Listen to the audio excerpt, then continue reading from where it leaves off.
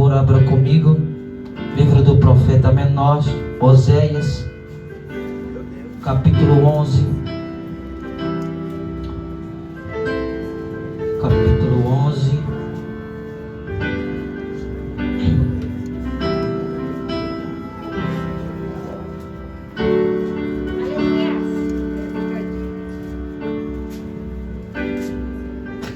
Verso 1 em diante diz: quando Israel era menino, eu o amei, e do Egito chamei o meu filho.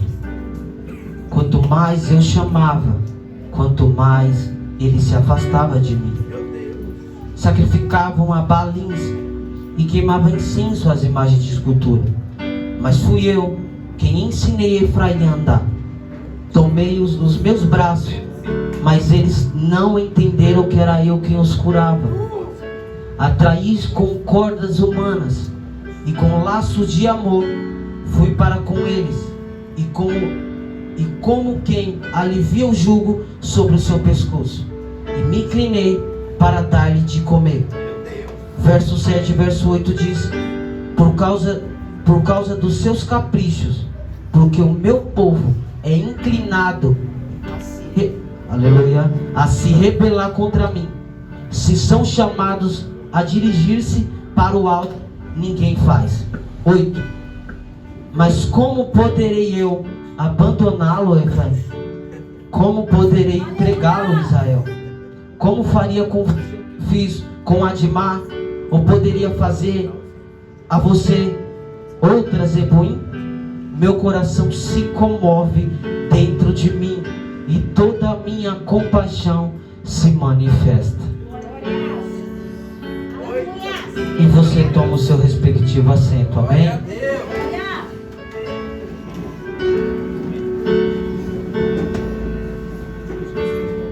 Amados, desde já quero deixar claro que pregação talvez não seja uma pregação efusiva, mas seja uma pregação de reflexão nessa noite. Mas de qualquer forma, se não ela é efusiva de reflexão, é a mensagem que o Senhor nessa noite Ele preparou para mim, para o teu coração. A princípio, é fato que pregar a palavra de Deus exige uma responsabilidade, e muita responsabilidade. Por isso, eu entendo que quando o pastor Maurício me fez o convite, em cima da hora, né? Mas eu entendo que eu não posso simplesmente sair de Itapevi, vir aqui na Lapa e gritar para vocês, pular, e vocês saírem e ir embora sem que vocês possam entender a palavra. Como alguns irmãos me conhecem, eu tendo a dar uma prolongada na introdução, mas é de responsabilidade que eu tenho que pronunciar para vocês passagem bíblica, porque a única é a palavra que pode te salvar, te curar, te libertar e te dar a resposta que você necessita nessa noite. Se você está comigo, diga glória a Deus, por favor. Aleluia. Vamos lá. Quando nós falamos de Antigo e Novo Testamento, automaticamente vem em nossas mentes uma divisão. Divisão essa que nós conseguimos entender que o Antigo Testamento ela é dirigida ao tempo da lei, e o Novo Testamento ao tempo da graça. Graça nós sabemos que é favor imerecido. Hoje eu já estou mais que confortável, porque todos os louvores falou de graça, falou de salvação. Aí veio o Felipe entre Israel, eu falei, pode ficar, mano, vou te continuar. Mas nós sabemos que a graça ela é o favor imerecido de Deus, e a lei nós sabemos que ela é a manifestação da obediência de um povo salvo pela graça. Inclusive Paulo, quando ele tinha a passar com as suas obras missionárias, falando das boas novas, falando da graça, falando de Jesus Cristo, é fato que Paulo, por sua vez, ele tinha se deparar com alguns conflitos. Conflito esse que alguns judeus, eles tinham naqueles tempos uma certa exigência, até mesmo fora do comum com a lei. E isso era perigoso. Era perigoso porque eles infelizmente correriam o risco de subestimar a graça vinda por Jesus Cristo. Mas é fato que quando Jesus vem, o que era para ser seus, não recebe. Então quando não recebe, Paulo, as suas cartas aos Coríntios, vai dizer que então teve que anunciar aos gentios, teve que anunciar aos romanos, teve que anunciar aos outros povos.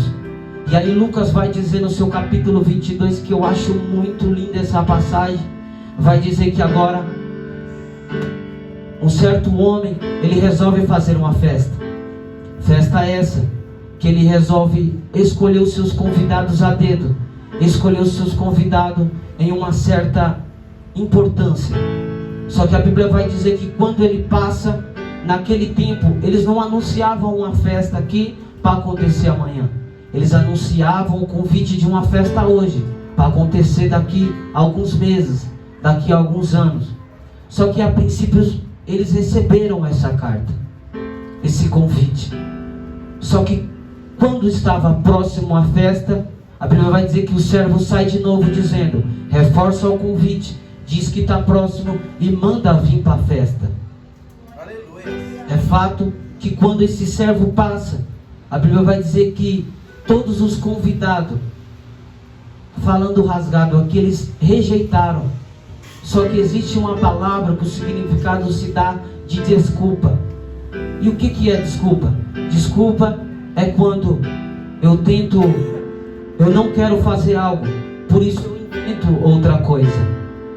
Só que a Bíblia vai dizer que é fato que esses homens, eles não somente deram desculpa para não ir, mas pelo contrário, eles priorizaram outras coisas acima para acabar não indo. Então quando o convite chega, eles dizem assim, a festa já chegou, você vem? E uns dizem assim, não dá, eu comprei uma fazenda. Fato é que quem compra uma fazenda, a fazenda já é sua. Você desfruta o dia e você desfruta a hora que você quiser. Mas a festa não, a festa é só hoje, vem rápido. E ele diz, não dá, vai para o outro servo. E o outro servo diz, eu vou me casar, não dá para ir na sua festa. Resumindo, todos eles acham outros afazeres dentro de um combinado que eles já tinham recebido antes. Então prioridade é aquilo que nós colocamos acima e com respeito àquilo que nós recebemos primeiro. Então recebi o convite para estar aqui nessa noite, mas ainda que em cima da hora me viesse outra oportunidade, eu ia dizer, eu não posso, porque eu já marquei uma festa na Lapa com um povo salvado e remido que vai subir para o céu comigo. E quando o servo agora ele chega para o dono e diz assim, ó, nenhum vem. Ele diz assim, triste estou, mas eu já preparei tudo. Vou fazer o que com isso que está preparado? Alô? Se eles não vêm, não tem problema. Sem festa não pode ficar. Sai nas esquinas, passa em Itapevi, aproveita e passa pela Lapa.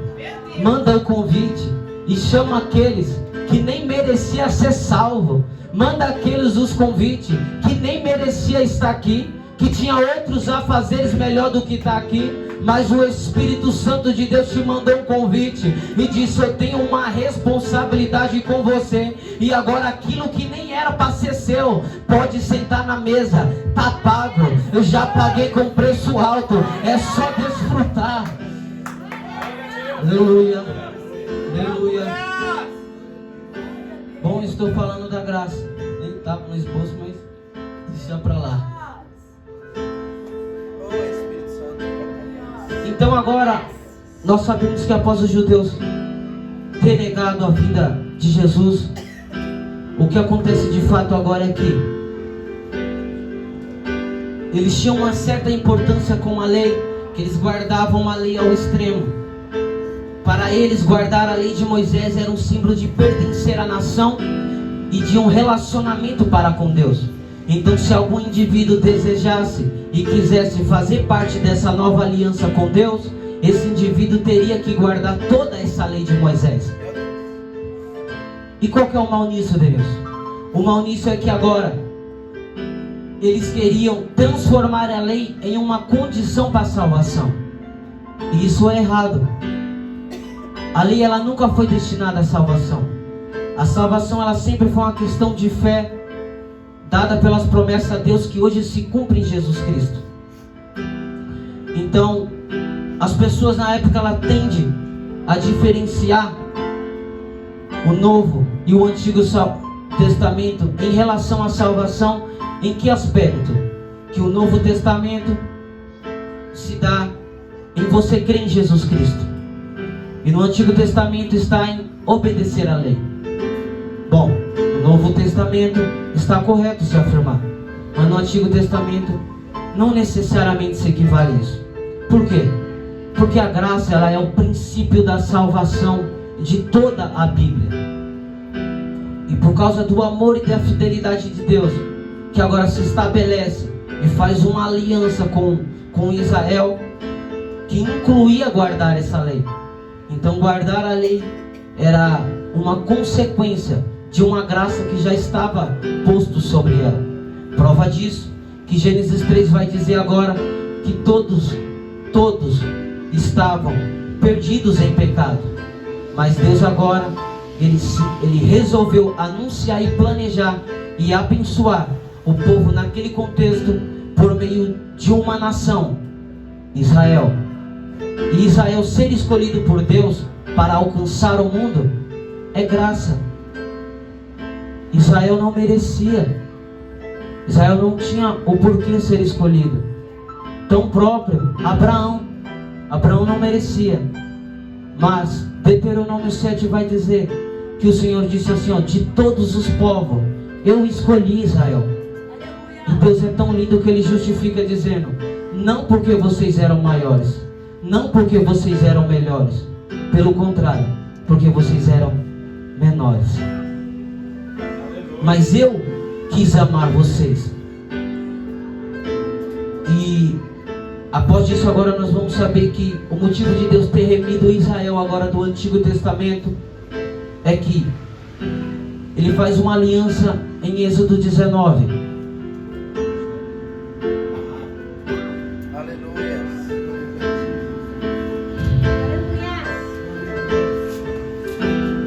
Faz uma aliança em Êxodo 19 e diz que dando 3 meses de que Israel agora saiu do Egito, eles agora partem de Refidim, e quando eles passam, a Bíblia vai dizer que agora Deus, Ele encontra com Moisés e diz assim: Moisés, sobe para o Monte Sinai que eu quero falar com você.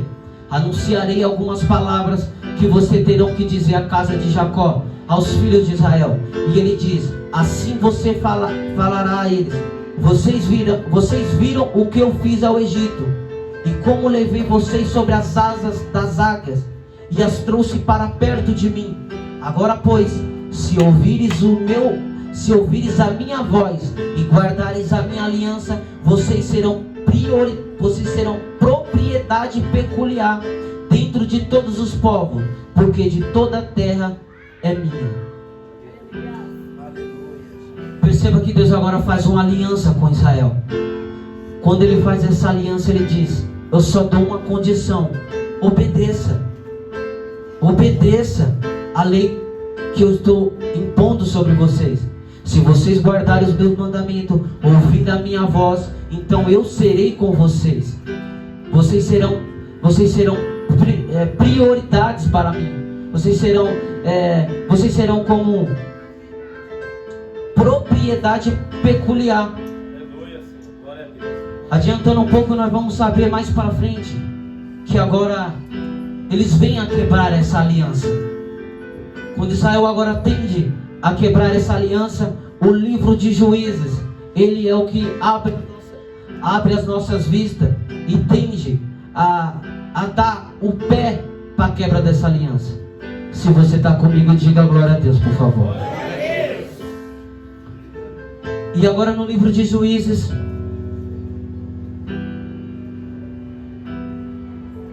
Existe um versículo, capítulo 21, versículo 25 de Juízes, que transpassa o livro de Juízes e que mais ecoa no livro de Juízes, que traz a significância do que acontecia naquele lugar, que era, como não havendo reis na época, todos faziam conforme era certo aos seus próprios olhos. Após a quebra da aliança, eles agora vivem conforme eles acham certo. Não somente isso, mas o capítulo 2 agora vai dizer: Deus agora envia um anjo a julgar o Iaboquim e diz assim, ó: fala para o meu povo que foi eu de novo que tirei eles do Egito e as trouxe para a terra, e sobre juramento havia prometido aos seus pais. E Deus diz mais: fique sabendo de algo, eu nunca invalidarei a minha aliança com vocês. Portanto, vocês, eu só peço uma coisa, porque eu já prometi uma terra, eu já tirei vocês do Egito, tirei vocês da escravidão, dei promessa, andei com vocês no deserto, vocês foram provas de milagre, e agora eu dou uma terra que emana leite e mel. Eu só peço uma coisa. E que coisa é essa, Senhor? O Senhor diz: eu peço primeiramente obediência. Da obediência dentro do que, Senhor? Aí agora Deuteronômio capítulo 7 vai dizer que após o Senhor ter prometido, o Senhor diz assim, ó: quando vocês pisarem a planta dos seus pés na terra que eu prometi para vocês, faz somente uma coisa: manda todos os moradores que estão nela ir embora. Manda todos que estão na terra saírem. Eu não quero vocês partilhando com outras alianças. Eu não quero vocês dividindo o meu culto com outros cultos. Eu não quero que vocês se dividam e até dividam as suas mulheres com os donos daquela terra, com os jebuseus, com os amorreus. Não, eu quero que vocês sejam próprios e dentro de vocês mesmos, mas afasta todos esses povos. Pela segunda vez, Israel quebra essa aliança. A Bíblia vai dizer agora que no capítulo 1 de Juízes, o versículo 21 diz: porém, os filhos de Benjamim não expulsaram os jebuseus. Versículo 27, a tribo de Manassés não expulsaram os moradores de Bet-Seem. 29, a tribo de Efraim não expulsou os cananeus. Versículo 30, a tribo de Zebulon não expulsou os moradores de Quitron. 31, a tribo de Aser não expulsou os moradores de Aco. 33, a tribo de Naphtali não expulsou os moradores de Bet-Semes.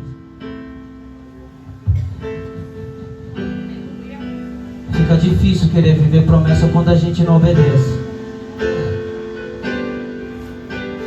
Pior que isso agora, versículo 2, o Senhor brada de novo e diz para eles: no entanto, vocês não obedeceram a minha voz. O que é isso que vocês fazem?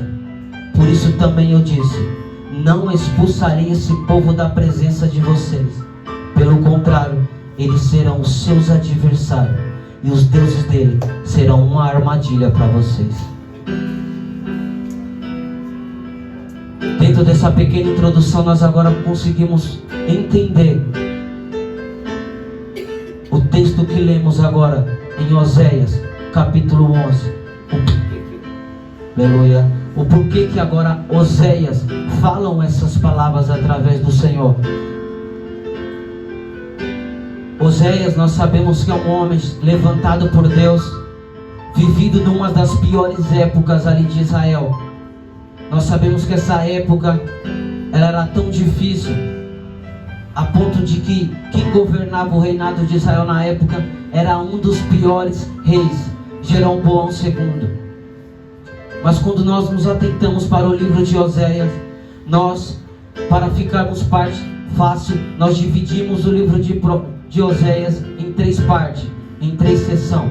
Se você quer ouvir, diga amém, por favor.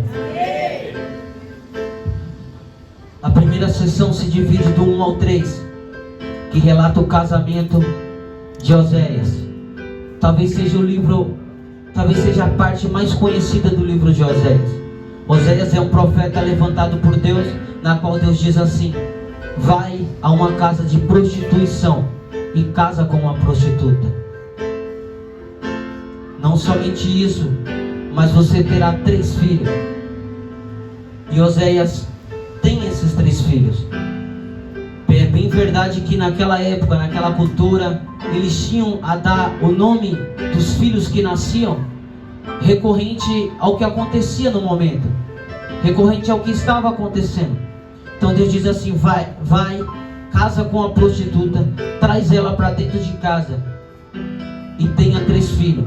O primeiro filho nasce e o Senhor diz: põe o nome dele de Jezreel, porque daqui a pouco castigarei a casa de Jeú por causa do sangue derramado em Jezreel. Filho 2, ele diz: ponha nele o nome de Lo-Ruamá, porque não voltarei a ter compaixão da casa de Israel.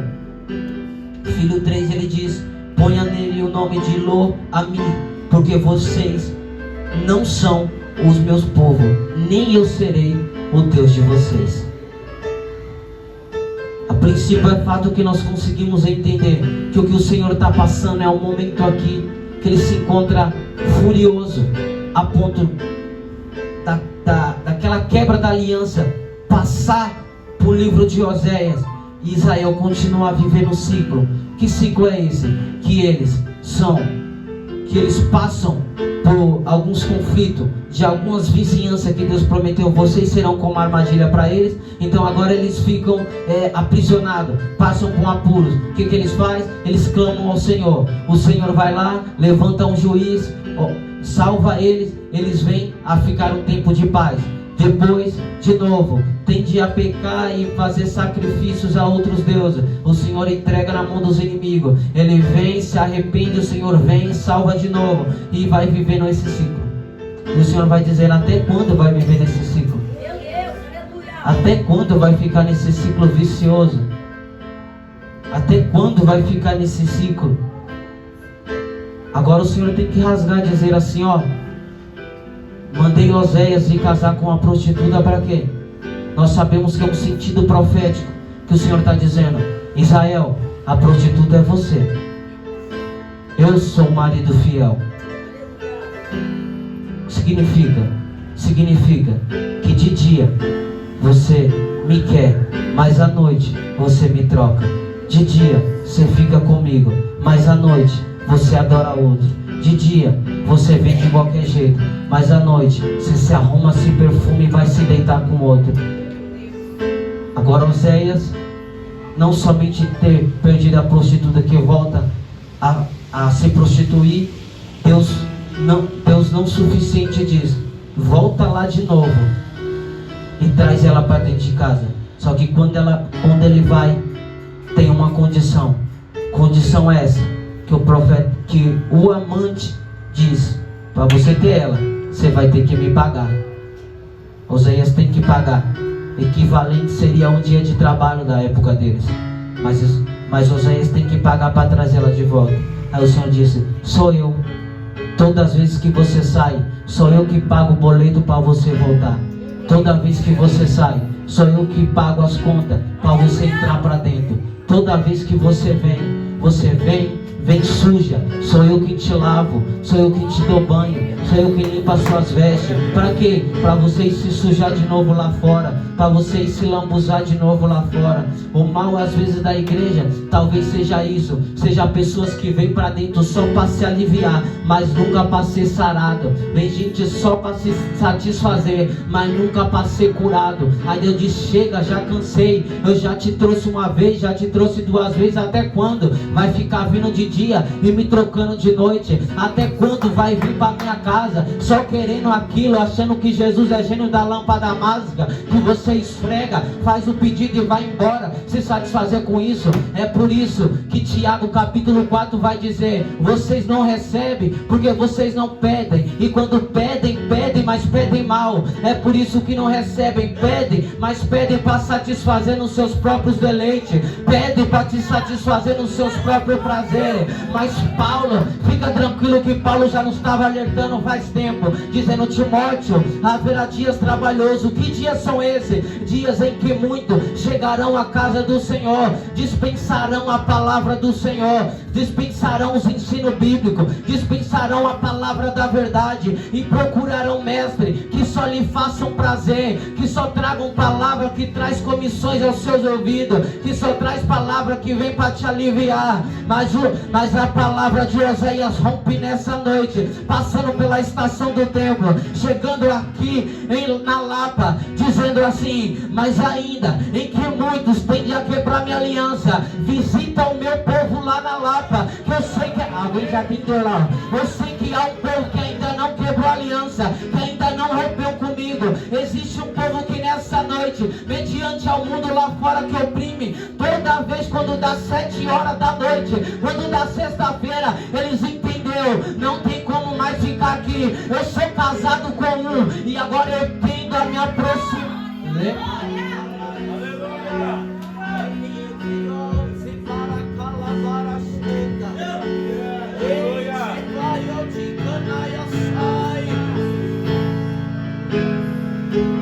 Ainda tem um povo. Ainda tem um povo, sim ou não? Deixa eu ver quem é casado com ele. Deixa eu ver quem ainda não quebrou aliança. Deixa eu ver quem se aproxima dele.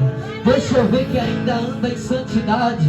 Deixa eu ver quem ainda busca a face do Senhor.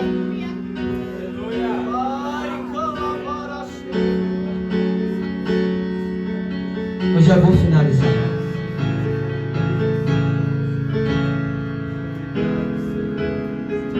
Aleluia, Senhor. Aleluia.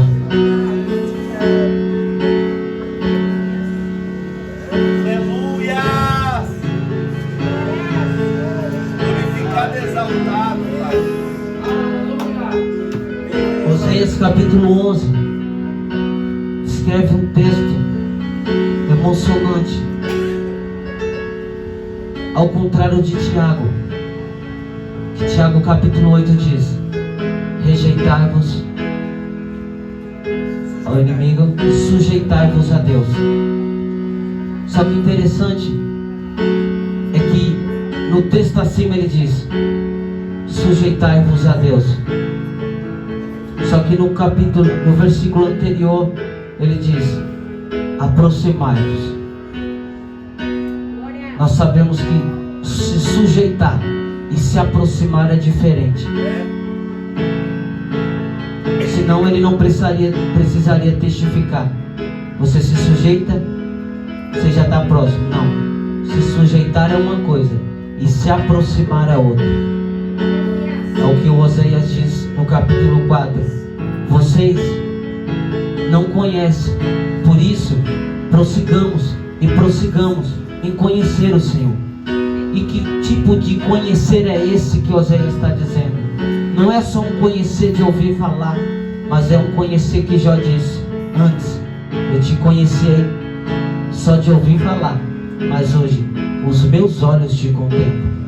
É um conhecer de você estar próximo, é um conhecer de você viver nele e ele viver em você. É um conhecer que agora Deus diz de novo: foi eu quem tirei vocês do Egito, segurei no braço e andei com vocês. Foi eu quem dei de comer e coloquei na sua boca.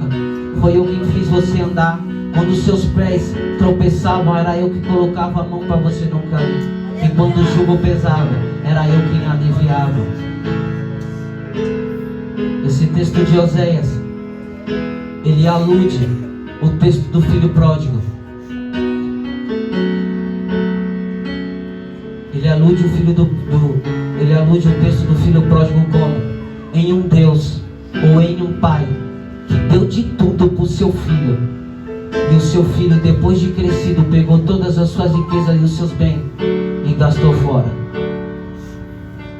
O Senhor disse: foi eu que te dei de tudo, e agora que você cresceu, que você se acha bom o suficiente, você pega as suas riquezas, os seus bens e se deita com outro, e tem prazer em outro, e adoram a deuses, e oferece o sacrifício que eu te dei por terra prometida ao Deus de Baal. Astarote, Deus da fertilidade. E o filho pródigo, qual que é o sentido do filho pródigo? Há um homem que tem 2 filhos, e esses 2 filhos, o mais novo diz: pai, eu quero a minha herança. É fato que todos sabem que a herança só se dá quando o pai não está mais em vida. E quando ele diz: pai, eu quero a minha herança, algumas coisas me chamam a atenção. E a primeira delas é: o pai não retruca, o pai não diz nada, o pai não pergunta por quê. O pai não diz: por que você quer a riqueza? Você vai gastar com o quê? Para que você quer tanto dinheiro? Se ele quer, se ele diz: pai, eu quero o que é meu por direito, a princípio nós já vemos a primeira característica. Tem um pai que é rico. O pai do filho pródigo é rico. E agora ele diz: pai, eu quero o que é meu por direito, e vai. E agora o pai dá para ele e ele vai embora. Eu já estou finalizando. E agora quando o filho pega tudo que é seu, ele vai embora. Só que o interessante é que a Bíblia não dá um lugar exato para onde que ele vai. A Bíblia só diz que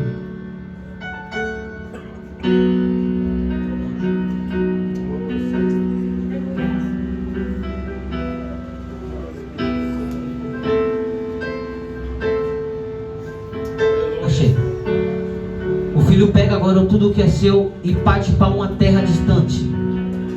Perceba que essa terra não tem nome, porque o texto ele quer nos frisar e quer nos ensinar de que a intenção do filho pródigo não era ir para um lugar de exatidão, não era ir para um lugar específico, mas era simplesmente ir para uma terra desconhecida. Se é uma terra desconhecida, o propósito do filho pródigo era o quê? Era pegar a riqueza do pai e ir para uma terra que, independente do que seja, eu só quero uma terra distante do meu pai, eu só quero uma terra distante da minha casa, eu só quero uma terra distante do meu lar, eu só quero uma terra distante da minha família. E ele vai.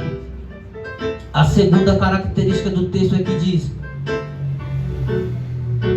e desperdiçou com todos os seus bens.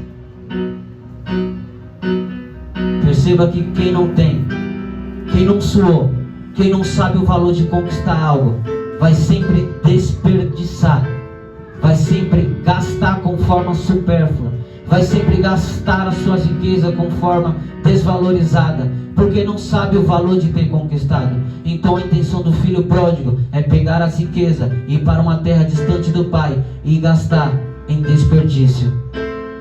E a terceira, viver de forma desenfreada. É as 3 características do filho pródigo que se assemelha a Israel: pegar a riqueza do pai, ir para uma terra distante, gastar de forma desenfreada, desperdiçada, e viver de forma desenfreada. Quem vive de forma desenfreada não tem direção, não tem propósito. A questão é: até quando vai ficar com as suas riquezas? Vai esperar acabar para voltar?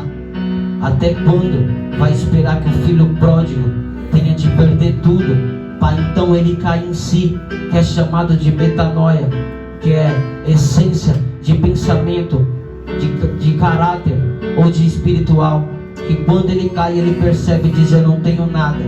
E agora quando ele não tem nada, ele tem que reconhecer que até os servos dos pais deles viviam uma vida melhor que a dele. O que ele está dizendo é: eu era filho, eu tinha o melhor da mesa, meu pai era rico, mas eu peguei tudo isso, joguei fora, te deitei, joguei lá com prazeres que hoje não me satisfaz mais. Foi passageiro, e agora eu até quero voltar, mas como que eu vou voltar? Eu até quero voltar, mas como que eu vou voltar se eu não tenho mais nada? Já sei, eu vou voltar e vou pedir para ser servo, porque quem não sabe o valor de ser filho tem que ir e tem que voltar pedindo para ser servo. Eu sei que a palavra é dura, irmão. Israel vive dessa forma, desperdiçando o que Deus deu. vivendo de forma desenfreada, vivendo em uma vida de traição com Deus que tinha uma aliança com Ele. Mas surge uma esperança no texto. Se você quer ouvir essa esperança, diga amém, por favor. Esperança essa que Crônica já dizia: Deus rejeitou o seu povo e ele tinha todo o direito para pedir divórcio e ir embora de casa e dizer: Israel, eu não te quero mais. Mas como a palavra do Senhor não volta atrás, ele diz: se o meu povo,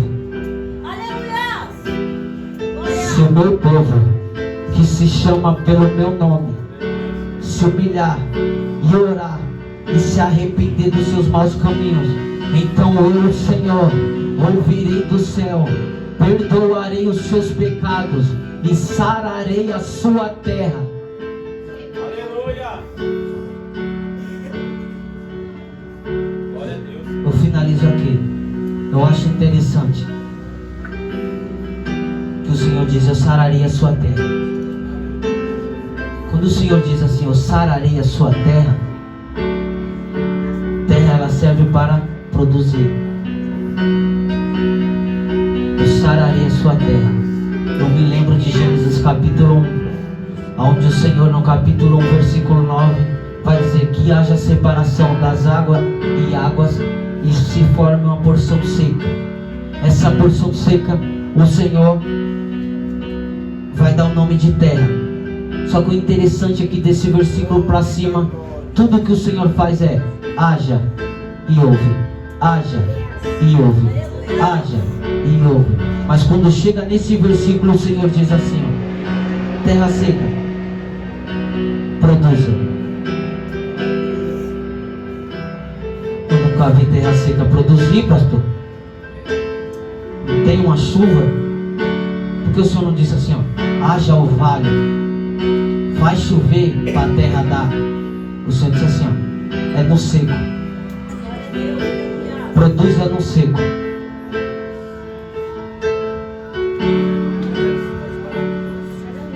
E há uma expressão judaica, eu quero deixar bem claro que é judaica e não cristã, que diz que quando Abraão agora, o seu nome é Abrão, mas mais para frente vai mudar o seu nome. Não necessariamente vai mudar, na verdade se acrescenta uma letra chamada de Het no hebraico. E o nome do Senhor é Yehovah-Jireh. Então o que acontece? O nome de Abraão não muda. O nome de Abraão só se acrescenta uma letra. Dizem os pensadores que o Senhor tirou o seu nome, a sua letra do seu nome, e empurrou no nome de Abraão.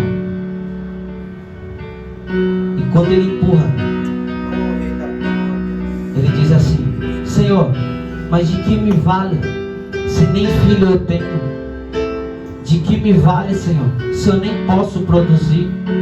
Aí o Senhor diz assim: você não produzia até hoje, sai da tenda, terra seca, conta as estrelas do céu. Abraão agora tem Ismael, só que mesmo assim para Abraão não serve. Então agora no capítulo 18 Deus resolve descer na tenda e diz assim: é hoje, terra seca. Ah não, você não entendeu não. É hoje, terra seca. É hoje que eu vou te dar um filho. Sara, que está atrás da tenda, dá risada. Logo eu, terra seca, vou dar como?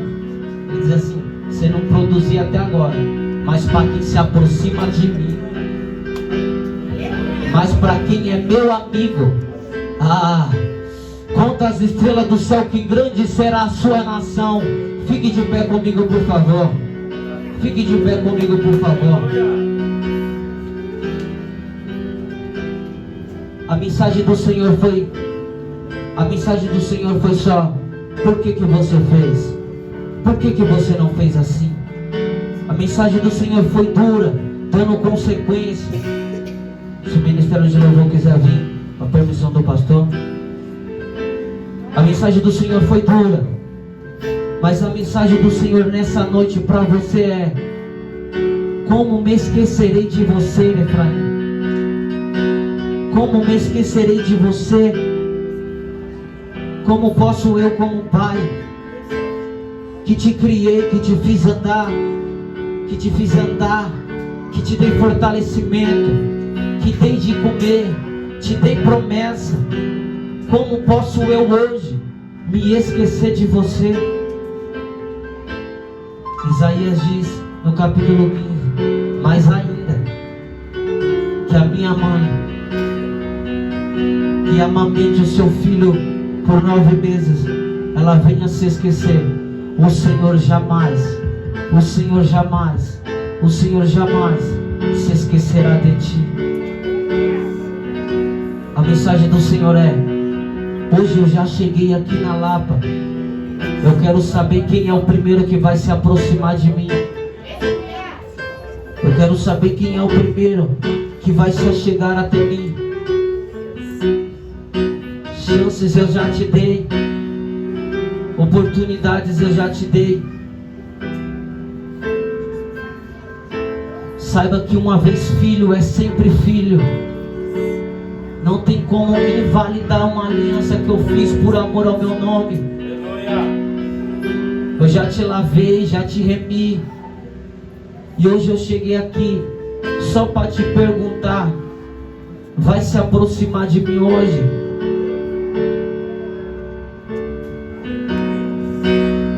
Quem é que vai se aproximar de mim hoje?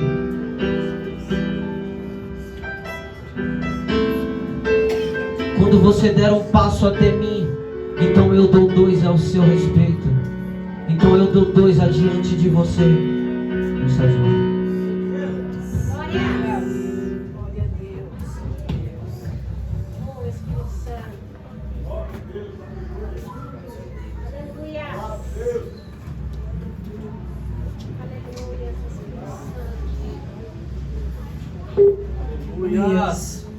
Vamos adorar o nosso Senhor Jesus, que Ele está sempre pronto para nos perdoar e nos abraçar com seus braços de amor.